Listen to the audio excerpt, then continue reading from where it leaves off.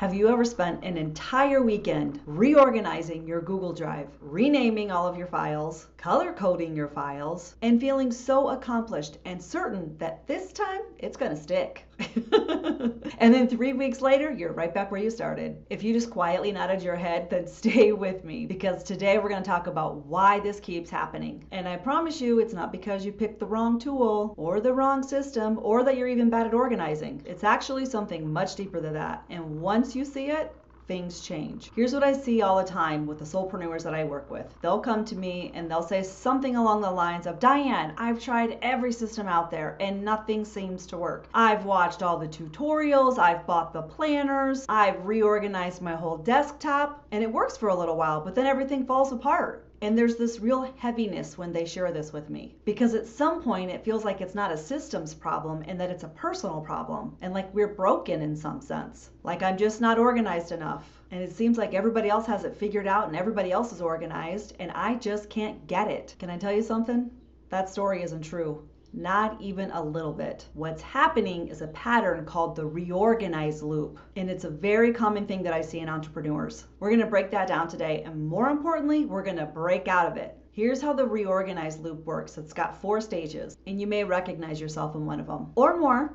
Step 1. You set up a new system. Maybe it's a project management tool or a new folder structure. Maybe it's a whole new way of handling your inbox. You're excited, it feels good, that fresh energy. Step 2 is the honeymoon period. For a few days, maybe even a few weeks, everything runs smoothly. You can find things, you feel like you're on top of things, you're thinking, finally. And then stage 3, something gets uncomfortable. Maybe the system takes a little longer than you expected. Maybe you fall behind on maintaining it. Maybe your business shifts and the system doesn't fit anymore. And here's where it gets interesting, because this discomfort is completely normal. It's the messy middle of implementation, and every system goes through it. But here's what happens in stage 4. Instead of sitting in that discomfort and adjusting what you already have, your brain starts lying to you and it's saying this isn't working. So you scrap the whole thing and you start all over again. And the cycle repeats. New system, honeymoon, discomfort, start over. New system, honeymoon, discomfort, start over. Sound familiar? So here's the part that nobody's talking about, and actually why I do what I do. That moment in stage 3 when that discomfort sets in, that's not just a mental experience. That's a nervous system response, which is information, because your brain is wired for certainty. It's literally a prediction machine, constantly scanning for whether it can predict what's coming next or not. And when things feel predictable, your nervous system relaxes. It registers safely. That's why the fresh start of a new system feels so good. Because for a moment, everything is organized. You are safe. Everything is known, everything is under control, and your nervous system is registering that as safety. But the messy middle of actually implementing and living inside a system, that's uncertainty. Your brain can't fully predict what's happening next, what's going to work, because you haven't built the mental muscle memory yet. Did I say that right? Mental muscle memory? And so it interprets it as a threat. So what does it do? It moves into a stress response. And for some of us, that looks like flight. I'm out of here, man.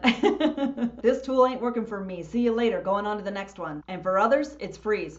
We don't do anything. I'll deal with it later. And then we just kind of push it to the side and we don't do anything. And then the whole thing falls apart from neglect. And for some of us, it's fun. We look at what everybody else is doing and we abandon our own system and follow what they're doing. None of these things are personal failures. You are not wrong. These are not you failing. All this is your body doing what it was created to do. It's your nervous system protecting you from perceived danger. That uncertainty. The problem is that it's protecting you right out of the system that would actually give you the foundation that you're looking for. And if you're listening to this and you're thinking, well, okay, how do I know if it's my systems that are broken or if I'm just in this loop? I created something to help you with that. It's called the Sacred Systems Audit. I'll put the link in the description for you. It's free. It takes you 5 to 10 minutes to help you look at your back-end systems and your nervous system, so you can assess where you are with those things. Okay, so now that we understand what's happening, let's talk about what to do about it. Let's talk about 3 shifts, and they're not complicated, they're actually pretty powerful. Shift number 1, build evidence so that you can sit with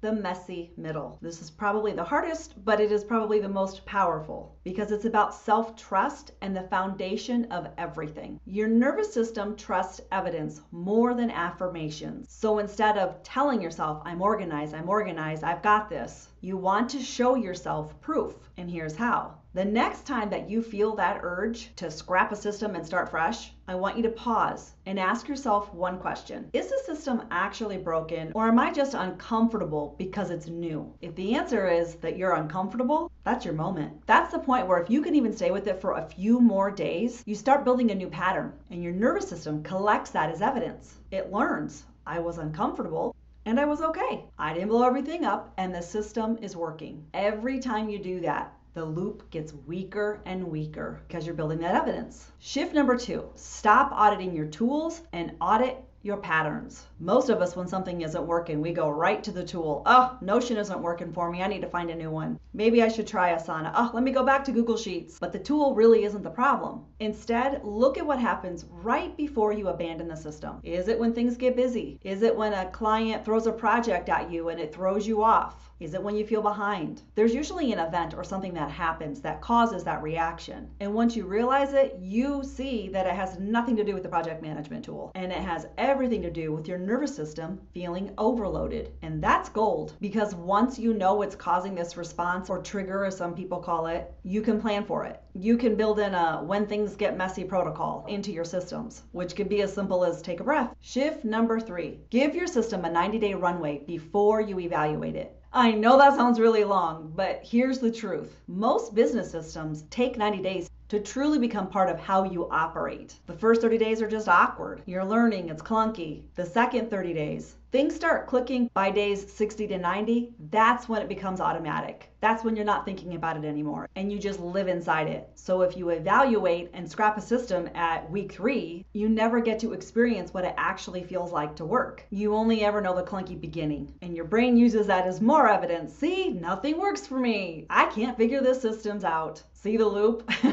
So give it 90 days. You might be surprised at how different things feel. Here's what I hope you take away from today. The Reorganize Loop isn't a character flaw. It's a nervous system pattern, which is just information. You're not bad, you're not broken, you're not wrong. It's just your body giving you information. Are you willing to listen to it? And like all patterns, once you see it, you can work with it instead of being run by it. This is exactly why I do the work that I do, because I've been this person. I've lived this. I've been the person who's reorganized her backend a number of times and couldn't figure out why nothing felt solid. And what I learned is that external systems and the internal states are connected. You can't sustainably fix one without the other, because your business backend and your nervous system are in a relationship, whether you realize it or not. And when we tend to both of them at the same time, that's when things start to shift in a way that lasts, that foundation. If this video made you pause and go, oh, that's what I've been doing, then take the Sacred System Audit. It's free and it can be the first step to help you break that loop. No starting over, just an honest assessment. And if you're sitting there thinking, okay, Diane, I get the loop and I'm in it because I've literally tried every system out there, what do? I made a video about that. It's called Why Every Business System You Tried Has Failed. And it picks up right where we're leaving off today. I'll link it right here so you can watch it next. But before you go, drop a comment and tell me, what's the one system that you've rebuilt over and over again? Your file organization, your inbox, project management. I promise you are not alone in this. And sometimes just naming it takes the pressure off. All right, stay gold, my friends.